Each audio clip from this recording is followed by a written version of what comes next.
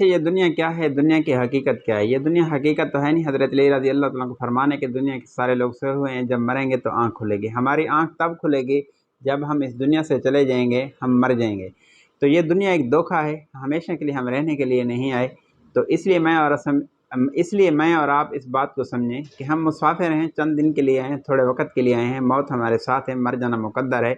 آخرت کی گھاٹیوں سے ہم نے گزرنا ہے، ہم آخرت کی فکر کریں۔ اس لیے پیارے نبی حضرت محمد صلی اللہ علیہ وسلم نے ارشاد فرمایا کہ عقل مند انسان وہ ہے جو مرنے سے پہلے موت کی تیاری کرے، اپنے اللہ کو راضی کر لے جس کے حکم اور مرضی کے بغیر ایک درخت کا پتہ نہیں ہلتا۔ ہمارا مالک اللہ ہے، ہمارا خالق اللہ ہے، ہمارا رزاق اللہ ہے۔ ساری مخلوق اللہ کی غلام ہے، اللہ خالق ہے۔ باقی سب کے سب مخلوق جتنی ہے وہ فقیر ہے، ایک صرف دینے والا اللہ ہے جس نے ہمیں اس دنیا میں بھیجا ہے۔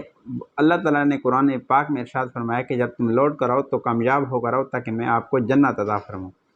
اچھا، اس دنیا کا اتنا ہی بڑا دھوکہ ہمیں لگا ہوا ہے کہ ہم اس دنیا میں آئے ہیں، ایسے ہی مگن ہو گئے، صبح شام ہم ایسے ہی دنیا کے پیچھے پاگل ہو گئے کہ ہمیں موت سے ہم غافل ہو گئے کہ بس اس دنیا میں ہی رہنا ہے، مرنا تو ہے نہیں، بلکہ موت ایک حقیقت ہے، مر جانا مقدر ہے۔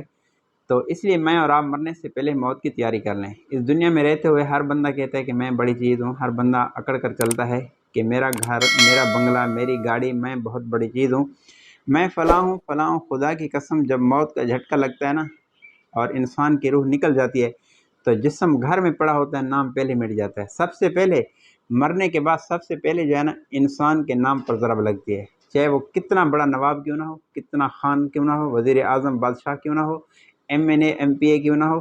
خدا کی قسم، جسم گھر میں پڑا ہوتا ہے لیکن نام اس کا مٹ جاتا ہے۔ کوئی نام سے نہیں پکارتا بلکہ کہتے ہیں کہ یار میت کو غسل دو، میت کو غسل دو، جنازہ کس وقت ہے، میت تیار ہے، میت کو غسل دو۔ جسم گھر میں پڑا ہوتا ہے، نام پہلے مٹ جاتا ہے۔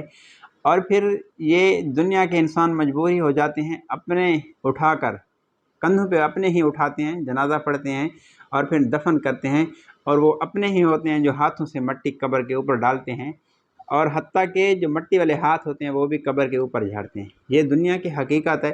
اس لیے میں اور آپ کچھ سدھر جائیں کہ مر جانا مقدر ہے۔ عقل مند انسان وہ ہے جو مرنے سے پہلے موت کی تیاری کر لے۔